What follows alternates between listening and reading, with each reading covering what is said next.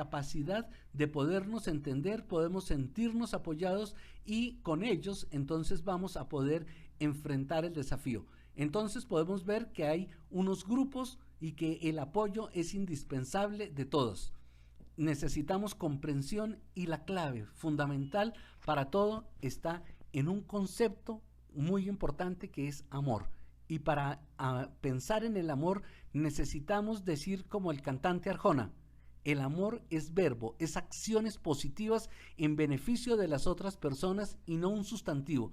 No es algo que yo me siento a sentir, me siento a amar al mundo, me siento a amar a las personas, sino es algo que yo debo hacer y ir al mundo, ir a ayudar a las personas, extender mi brazo de apoyo, escuchar, trabajar, trasnochar, ayudar para que las personas puedan vencer sus problemas. Y esto es lo que realmente se espera y lo que nos va a generar un apoyo y un resultado positivo. Necesitamos entonces, y vamos a ver algo que son las instrucciones para las personas recursos. Estas instrucciones tienen un origen un poco en algunas presentaciones de la iglesia.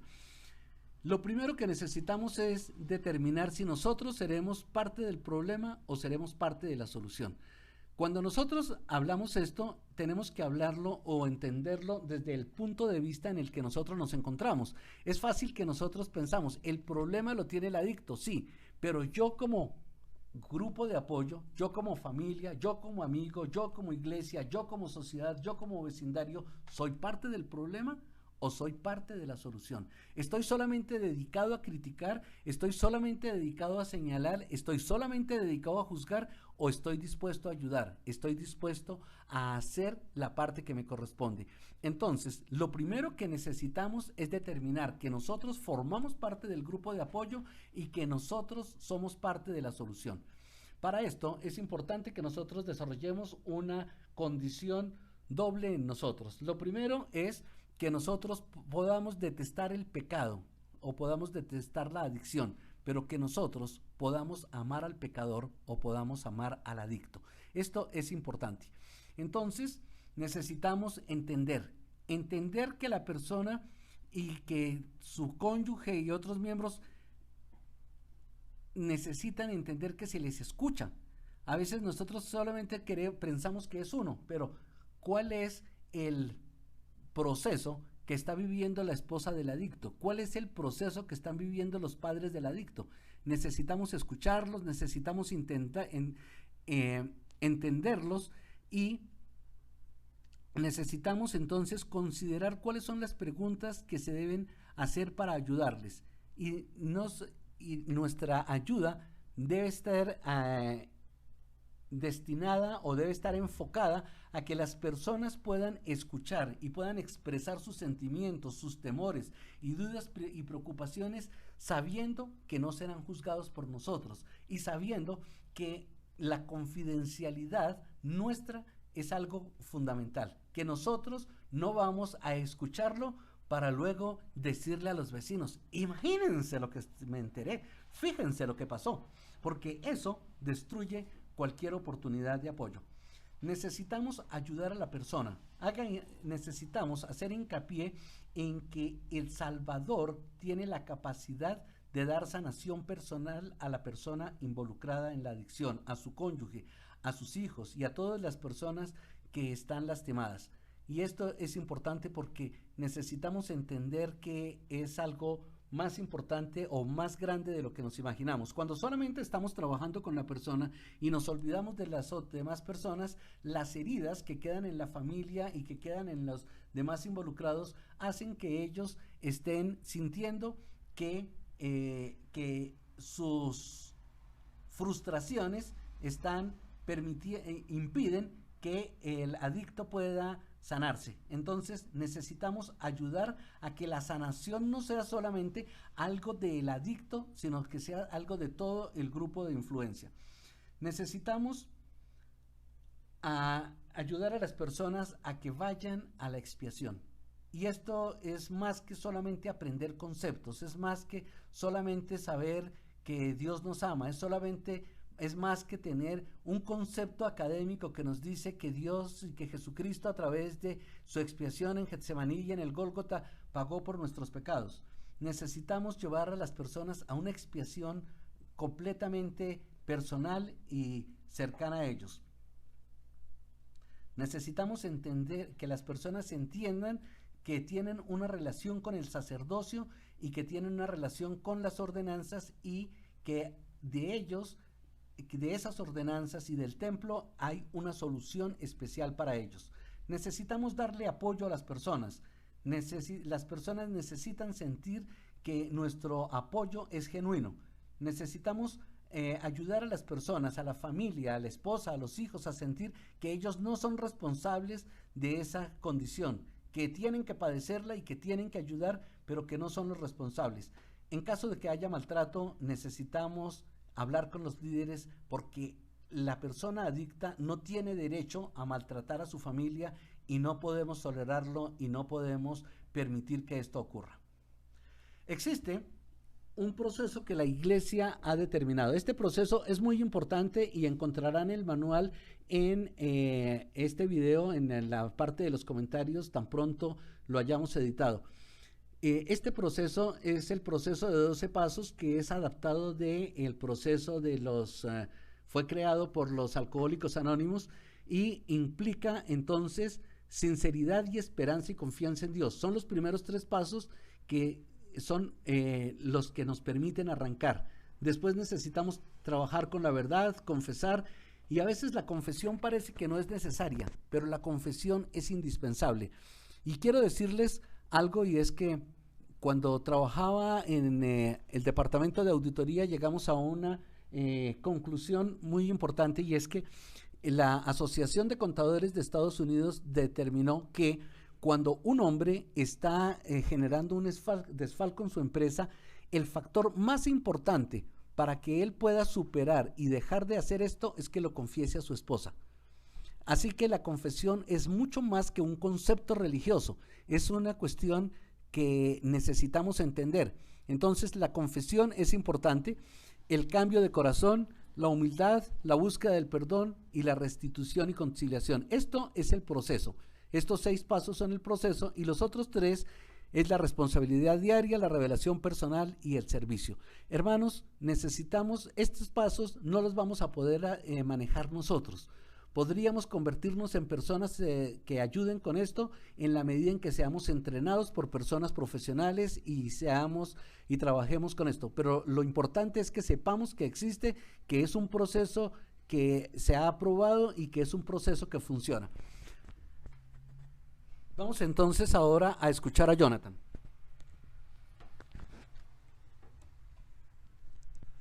Muchísimas gracias, hermano Jorge. Muchísimas gracias también a Charim por esta extensa e importantísima explicación e ilustración acerca de las adicciones. Me presento. Mi nombre es Jonathan Andrés Pedrosa Rojas, fundador y presidente de la Fundación Salud, Bienestar y Protección. Me encanta el tema de las adicciones desde hace 14 años, desde los 15 años vengo muy apasionado por el tema de las adicciones, estudiándolas, capacitando en cárceles, y con mi esposa decidimos iniciar este proyecto interesante de constituir la Fundación Salud, Bienestar y Protección para poder orientar a familias y personas con esta problemática. Entonces, como bien es cierto, me quiero dirigir nuevamente y recordar a las personas con las que estamos en este momento reunidos, que son quienes han caído en la adicción. Posiblemente entre ustedes que nos están viendo en este momento desde las capillas o desde sus casas, algunos de ustedes ha caído en alguna ocasión a la adicción, y yo junto con Charim y junto con el presidente Jorge quiero extender un poquito más allá de la adicción y hablar un poquito también acerca del consumo o del uso. No quiero que sintamos Satanás a veces, o el enemigo, o para aquellos que no son creyentes, la vida a veces nos hace creer que la charla no me toca a mí porque no soy adicto, pero posiblemente sí consumo alguna sustancia, sí uso en ocasiones situaciones pornográficas, o sí hago uso del alcohol o del tabaco ocasionalmente. También va dirigido para ustedes, porque de una u otra forma son herramientas que nos va a ayudar. Entonces, quiero extender eso para dejarlo claro que no solamente es la adicción lo que nos tiene aquí ya como una persona totalmente dependiente, sino cualquier persona que use constantemente o frecuentemente o incluso recreacionalmente cualquiera de una de estas elementos adictivos, como lo explicó Charim. Nuevamente también entonces, bienvenidos, y también se aplica mucho a los familiares del adicto, o vuelvo y digo del que no es adicto, sino que consume, porque todos nosotros de una u otra manera en algún momento tenemos un pariente en nuestra familia, un conocido, un amigo o una persona muy cercana a nosotros que sabemos que está en una situación de consumo. En Colombia más o menos el 80% de las personas tenemos una persona en nuestra primera generación, segunda, tercera o en nuestro círculo de parientes o amistades que tiene una problemática de estas, y en este sentido es muy importante para ustedes que nos escuchan y que son familiares o amigos de esta persona. Y pues obviamente bienvenido, y lo que yo voy a explicar también se aplica al tercer grupo de personas que están acá escuchándonos, que son los líderes que deben estar al manejo de esta problemática. Posiblemente nosotros en este momento no somos líderes, pero seremos obispos, seremos presidentes de estaca o estaremos en una posición de obispado o de sumo consejo o en nuestro quórum de élderes o fuera de la iglesia, en la que nuestro liderazgo jugará un papel muy importante en que sepamos cómo manejar este problema. Entonces pasamos ahora sí a explicar qué es rehabilitar. Rehabilitar básicamente es, en la problemática de adicciones, se entiende como rehabilitar, buscar que la persona obtenga nuevamente, el control de su propia vida, que le ha sido privado por el consumo de esta sustancia o del elemento adictivo, y que nuevamente pueda usar conscientemente y voluntariamente su albedrío. Recordemos, como explicó el especialista Jorge Trujillo, que las sustancias, bien sea el alcohol, el tabaco, las drogas o cualquier elemento adictivo como la pornografía o el consumo excesivo de internet, como lo explicó Charim, o incluso la adicción al trabajo o la adicción a los juegos de azar o a las compras compulsivas, tiene un referente de que te priva de tu albedrío, y es el albedrío la capacidad que tenemos de decidir. La persona adicta no decide, sus impulsos deciden por ella, su química cerebral que ha cambiado decide por ella, y la persona cree que toma decisiones, pero en realidad no. La rehabilitación entonces incluye que nuevamente la persona tenga la voluntad nuevamente de usar su albedrío nuevamente, que conozca su enfermedad. Es importante, parte de la rehabilitación, que la persona conozca que tiene una enfermedad que se llama la adicción, que conozca cómo inició, que conozca en qué proceso se encuentra de esa enfermedad, que conozca qué le funciona y qué no le funciona para mantenerse limpio y sano de reincidir en esta enfermedad, y que conozca básicamente de qué debe cuidarse para no reincidir o para no volver a recaer. Entonces, parte de la rehabilitación es un conocimiento de esta enfermedad, y los líderes del sacerdocio juegan un papel muy importante junto con los profesionales que trabajan. La rehabilitación también es ayudar a la persona a que nuevamente desarrolle el máximo de su potencial para retornar a una vida productiva, tanto en su familia, el trabajo y su comunidad. Entonces, después de esta explicación de qué es la rehabilitación, pasamos a algo muy importante que quiero que tengamos muy en cuenta, y es que la revelación, mis queridos líderes de la iglesia y personas que nos escuchan y profesionales, recordemos que debe estar basada en la evidencia. ¿Qué significa que esté basada en la evidencia? Que la rehabilitación se debe hacer no como a cada profesional le parezca, o según el enfoque que le hayan enseñado a la universidad a ese profesional, o las buenas ideas que tengan, que son todas válidas, pero actualmente desde la Organización de las Naciones Unidas y desde la Organización Mundial de la Salud se deben establecer rehabilitación para personas con problemas de drogas o de adicciones que hayan demostrado durante los últimos 40 años evidencia científica y teórica de que funciona. Es decir, de que una persona que se rehabilite bajo ese tipo de tratamiento y de modelo terapéutico es capaz de vencer la adicción, es capaz de mantenerse limpio y sobrio, y que puede ser replicable esa misma estrategia en cualquier país del mundo, en cualquier ciudad del mundo y en cualquier contexto. Eso es algo muy importante, porque a veces cuando las personas quieren hacer rehabilitación, implementan proyectos de ellos, que quiero hacer de esta manera, que solamente leyéndole la Biblia se va a recuperar, que solamente dándoles medicamentos se va a recuperar, que si yo lo reúno con otras personas a mi manera se va a recuperar. Entonces, importante eso para tenerlo muy claro. Entonces, parte de una de las cosas en las que se basa la rehabilitación basada en la evidencia es que la rehabilitación debe estar basada en la persona y no en la droga. Es decir, es más importante hablar de la persona, más no de las drogas que ha consumido, que es algo que es una sola fase de lo que se trabaja con la persona en rehabilitación, pero se debe trabajar es en la persona, en lo que lo tiene ahí, en su pasado, en su presente, en su futuro, en su proyecto de vida, pero muy poco se debe hablar de la droga. A veces se comete el error de que todo el tratamiento y la rehabilitación gira en torno a la sustancia, gira en torno a la droga, se sataniza la droga y no se trabaja lo importante, y por eso vienen las recaídas. Ya vamos para allá un poquito más. Entonces, vuelvo y digo que se debe rehabilitar sin hablar de drogas. Vamos a hablar entonces de la primera modalidad que existe de rehabilitación para que los obispos y presidencias de Estaca conozcan, y los demás líderes que nos están escuchando, también las hermanas. La primera es la ambulatoria. Básicamente, ¿qué busca una modalidad ambulatoria? La modalidad ambulatoria es que la persona que sufre de un problema de adicciones recurre a un médico, ¿no es cierto?, a la EPS, aquí en Colombia en nuestro caso, y la EPS obviamente empieza la ruta de atención acá en Colombia, ya voy para lo eclesiástico, pero la ruta de atención a nivel nacional es, tú vas a la EPS te atiende obviamente por un doctor general, pero como tienes una problemática de adicciones, te van a remitir a un especialista, que pueden ser 3 los que están autorizados para atender esta, que es un psiquiatra en primer estado, puede ser un toxicólogo o puede ser un médico con especialización en toxicología o en farmacodependencia. Alguno de estos 3 te va a atender. ¿Por qué es importante esta modalidad ambulatorio y ambulatoria, líderes? Y tenemos que invitar a nuestros miembros de la iglesia o familiares que acudan, aunque aparentemente no funcione, ya voy para allá. Porque la persona empezará, como dijo nuestro especialista y hermano presidente Trujillo, la persona empezará a vencer su negación. El profesional psicólogo o doctor que empiece a atenderlo semanalmente o mensualmente en una consulta médica, empezará a ayudarle a la persona a que se concientice de que tiene un problema de adicciones, que le ha afectado cada una de sus áreas de vida, de sus áreas de ajuste, su área familiar, su área financiera, su área personal, su área deportiva, su área espiritual, su área económica. Cada una de sus áreas de ajuste se ha visto perjudicada por su adicción, y eso es algo muy importante que logra un tratamiento ambulatorio. Aunque no se ha demostrado que sea efectivo, normalmente de cada 20 personas que entran en un proceso ambulatorio, 1 o 2 tienen resultados exitosos a largo plazo. Normalmente 18 de ellas recaen, pero lo bueno que se logra con los programas ambulatorios para empezar a rehabilitar es que la persona se concientice y enganchar a la persona a que tiene una problemática, nuevamente repito eso.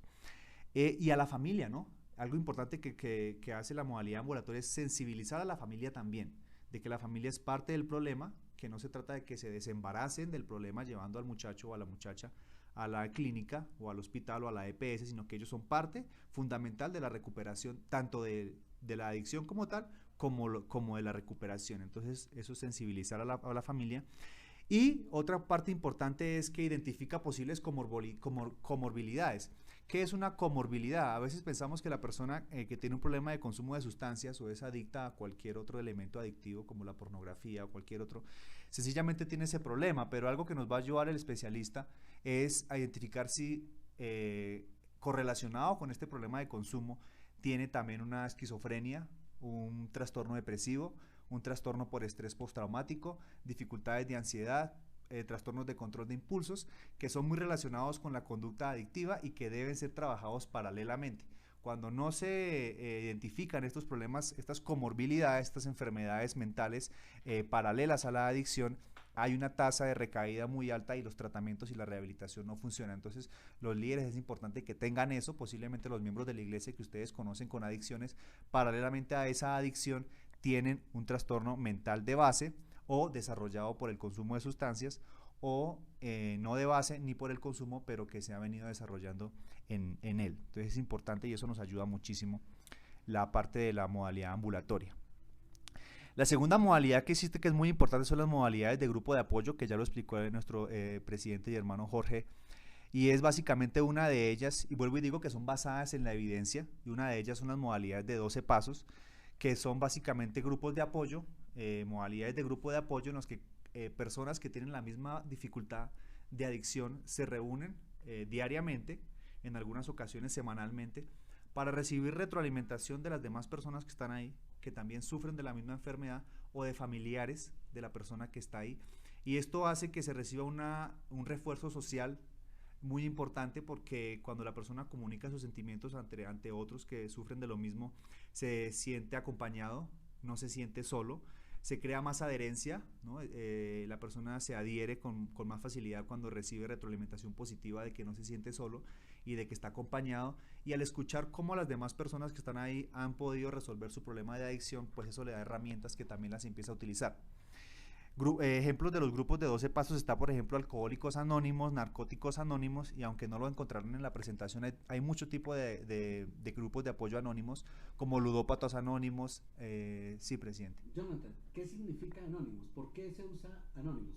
Bueno, básicamente la razón por la que se usa Anónimos, presidente, es porque la persona la persona es mucho más importante que la droga que consume, que su pasado, que su presente incluso, o que sus antecedentes. Nos interesa únicamente el nombre de la persona en algunas ocasiones, a veces ni siquiera el nombre, pero para buscar la confidencialidad, para buscar la seguridad del grupo, se busca de que sea anónimo, de que se conozca únicamente el nombre, qué quiere lograr, bienvenido al grupo, en qué te podemos colaborar, nos interesa tú aquí y ahora, en este momento tal y como estás, y no nos interesa nada de tu pasado, nos interesa tu presente, y desde ese marco, presidente, es que se trata del anonimato.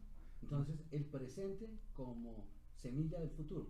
Exactamente, presente como semilla del futuro, y desde ahí se pasa, se procede al cambio. Entonces, como venía diciendo, hay muchos grupos de recuperación anónimos, están ludópatas anónimos, adictos a la pornografía anónimos, alcohólicos anónimos, narcóticos anónimos, incluso hay una nueva organización, bueno, no nueva, es bastante antigua, pero casi no se conoce, que son personas adictas a las relaciones afectivas anónimas. Yo las conozco, son mujeres maravillosas que están aquí en la ciudad de Bogotá, he aprendido muchísimo de ellas, y son mujeres que son dependientes a las relaciones afectivas, son adictas a las relaciones afectivas y se están recuperando. Entonces, hay muchas modalidades de grupo de apoyo. Valga recordar que es una forma de rehabilitación basada en la evidencia. Posiblemente muchas personas en ocasiones critican a Alcohólicos Anónimos, o sienten pena de Alcohólicos Anónimos, o nos da pena, pero déjenme decirle que a nivel mundial es la organización con mayor efectividad en el mundo de ayudar a personas, porque sin ser una organización con ánimo de lucro y sin ser una organización con apoyo financiero grandísimo ni nada, es la organización a nivel mundial que tiene más de 45 millones de personas recuperadas y reuniéndose todos los días saliendo de una adicción. Entonces, es una de las formas en que quería decir que debe ser basada en la evidencia. La modalidad de internado. La modalidad de internado, entonces, es la tercera modalidad que tenemos para que las personas puedan salir de la droga. Y es cuando aquellas personas que pasan por un proceso ambulatorio no les funciona. Qué pena con ustedes.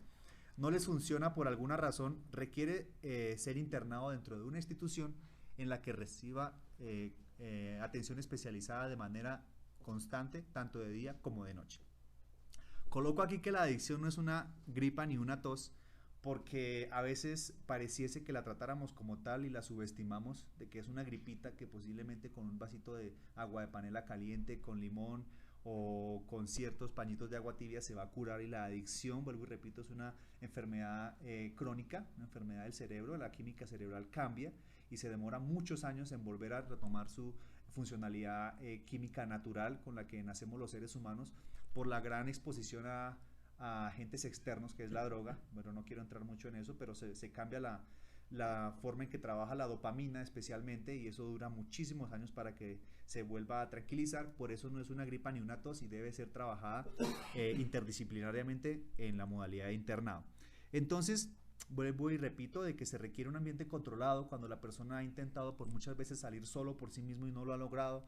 Ha ido a muchas clínicas con especialistas de manera ambulatoria, es decir, va, viene, sale a la casa, vuelve y trabaja, vuelve y recae en el trabajo, se gastó el dinero del salario, volvió a tener problemas en la casa, etcétera. Se requiere un ambiente controlado, en donde esté controlado también su horario, el horario de levantada, de acostada, de desayunos, su ejercicio, las actividades de deshabituación. Ya hablaremos un poquito de eso, si no estoy mal, deshabituarse del consumo. Hay un proceso de desintoxicación de la sustancia que tiene dentro de su cuerpo, en el caso de que hablemos de drogas, alcohol o tabaco, y eso debe ser en un ambiente controlado durante una serie de meses para que pueda tener resultado.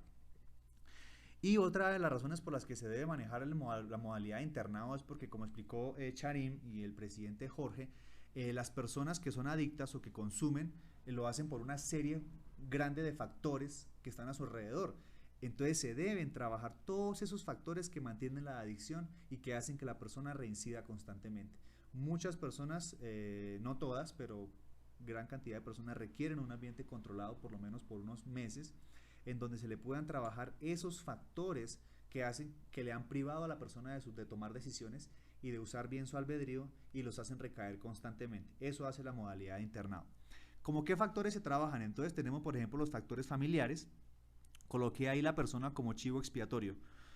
La persona como chivo expiatorio, no me quiero extender mucho en esta explicación, pero la persona que es adicta o que consume drogas dentro de una familia, al principio, obviamente, y en todo momento es un problema para la familia y todos queremos ayudarlo, pero el chivo expiatorio significa de que a veces creemos que la persona es el problema, pero toda la familia está recibiendo las consecuencias, sí señor, pero me refiero es que cuando hay un adicto en la familia, toda la familia, por así decirlo, tiene a quien echarle la culpa de sus problemas. Y eso hace que la persona aparentemente que tiene a la familia con dificultades es el adicto. Eso se llama el chivo expiatorio, es que el adicto o el consumidor es el problema de esta familia. Y la familia siempre lo va a decir así, pero el padre que es abusador de su esposa, que ve pornografía, que le pega, que no provee para su familia los alimentos, tiene la excusa perfecta para echar la culpa en el hogar y es que su hijo es adicto. La esposa que también tiene problemas con su esposo, que tiene sus dificultades personales con su familia, etcétera, o es agresiva o se enoja bastante, tiene su excusa perfecta para echarle la culpa al adicto. Los hermanos que tienen otras dificultades personales, que son agresivos, etcétera, tienen la excusa perfecta para echarle la culpa al adicto. Entonces, eso es lo que se llama el chivo expiatorio, y es que el adicto, obviamente con su dificultad, viene recibiendo los ataques de toda su familia inconscientemente, y eso hace parte de lo que se debe trabajar en una modalidad de internado. O sea que la familia amplía el problema. Digamos que la persona tiene 20, pero la familia le suma otros 80 y ahora 100, y es el único que es culpable. Y todos los demás están libres. Así es, presidente. Recibimos en las instituciones en las que yo he trabajado familias tal y como tú lo has dicho. Es decir, de la entrevista que tú haces como profesional, ves que al muchacho lo están atacando de todo lado, que él es la culpa, y eso entonces hay que trabajarlo mucho con la familia, porque es un 33% que pone la familia, 33% que pone el muchacho y 33% que pone la institución para lograr un tratamiento exitoso. Entonces, hay que trabajar la personalidad, los factores personales del adicto también en una institución terapéutica. No me quiero extender mucho, pero hay que trabajarle mucho a la personalidad del adicto. El adicto o la persona que consume sustancias o cualquier situación adictiva tiende a crear una personalidad que refuerza y que mantiene esa adicción. Entonces podemos verlo en la calle, la persona que consume bazuco, que consume marihuana, los podemos ver en Transmilenio o los podemos ver en las calles. Tienen una forma específica de caminar, tienen una forma específica de hablar, tienen una forma específica de hacerse llegar a las personas, de conquistar, por así decirlo. Todo eso, aunque no en ese momento esté consumiendo, eso se llama su personalidad. La personalidad del adicto tiene mucho que ver con su consumo, y en un internado se le debe trabajar no solamente a que deje el consumo, sino a que modifique su personalidad, porque si no modifica su personalidad, ya lo veremos más adelante, tiene una alta probabilidad a volver a reincidir, porque dejó la droga pero sigue caminando como un adicto, sigue hablando como un adicto, sigue tratando a sus familiares como un adicto, sigue tratando a las personas como un adicto, sigue tratando a su jefe como un adicto y a la sociedad como si él todavía estuviera consumiendo. Y entonces, probablemente la familia y la sociedad también lo sigue tratando como un adicto. Exactamente. Eso se llama el estigma del adicto. El estigma del adicto es que la familia lo sigue viendo como lo que fue y la sociedad lo sigue viendo como lo que fue. Entonces se debe trabajar mucho eso porque le hace mucho daño a él, que se está procurando recuperar. Pero ese estigma que seguimos teniendo los que no lo aceptamos con ese cambio, le hace mucho daño. Entonces se deben trabajar esos factores personales. Aquí quiero decir algo muy importante, y es con la experiencia que llevo en el tema es la dificultad de que ellos dejen la droga, pero hay que ayudarlos. Obviamente se puede y he visto cientos de casos exitosos en que se ha logrado, pero una de las razones por la que a la persona le es difícil dejar la adicción a la pornografía, a la marihuana, al alcohol, al tabaco o a cualquier sustancia es su temor a dejarla, miedo a lo desconocido, porque el consumir esa sustancia le funciona, es funcional. ¿Cómo así? La persona le es difícil dejarlo porque el consumir la marihuana o el alcohol le sirve para lo que él quiere, es desestresarse, es poderle caer a la persona que le gusta, es poder tener el trabajo que quiere, es poder estar alegre un rato, es poder divertirse. Como le funciona, y es lo único que le ha funcionado a esa persona adicta durante los últimos años, y tal vez obispos y presidentes de esta me estarán escuchando, ya visto, y tendrán a sus personas que han ayudado, es ayudarles a que venzan el temor de vivir sin drogas y vivir sin la adicción. La persona que ha estado durante los últimos años como siervo, como esclavo de la adicción, le da miedo vivir sin adicción, porque no sabe cómo es vivir sin adicción durante los últimos años. Entonces eso hace que sienta un pánico terrible. Obviamente esto nunca se lo van a decir a ustedes, obviamente la persona tal vez nunca lo reconocerá, eso es evidencia científica y estudios de años. La persona le da pánico dejar la marihuana y dejar el alcohol porque no sabe y no le ha funcionado cómo es estar en una reunión sin alcohol, cómo es calmar su ansiedad y calmar su tranquilidad y estar en paz y estar en una capilla sin ver pornografía, etcétera. Conocer esto nos debe ayudar a orientarlos a ellos a que vivan una vida en sobriedad y en limpieza sin temor a lo desconocido, que lo desconocido en este momento sería su nueva vida en sobriedad y su nueva vida limpia. Es interesante que digas esto porque al trabajar con la historia de Colombia encontré un hombre que decía, me dijeron que los mormones se podían divertir sin alcohol, así que yo fui a ver cómo era una fiesta sin alcohol.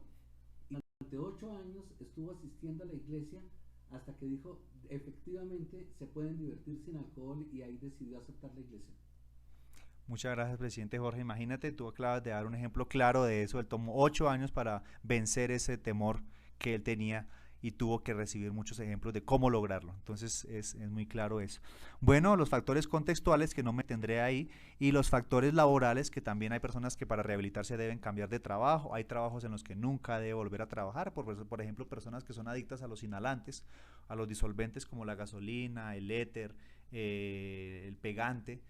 Se les orienta en la modalidad de internado de que obviamente procuren no trabajar en un lugar donde haya ornamentación, pintura de casas, cualquier opción laboral en la que tenga que tener una relación muy cercana con disolventes, ¿no? Obviamente no se puede en todos los casos porque la gente necesita trabajar, pero es importante que ellos entiendan y que los líderes de la iglesia que me escuchan entiendan de que se procura que los factores de trabajo no estén en medio de una situación en la que la sustancia que se trabaja ahí es de posible consumo. Otras ocasiones, entonces, el tratamiento debe ser paralelo, tanto terapéutico como farmacológico.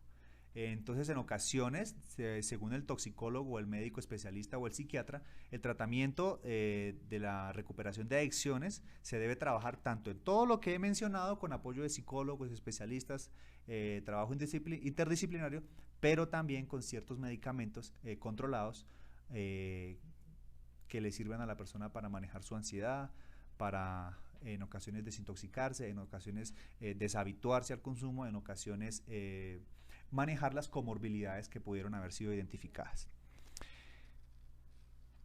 Muchísimas gracias. Y vuelvo, repito, ya esto lo había dicho, pero el problema entonces no es la droga, ¿no? El problema no es la droga en la persona, el problema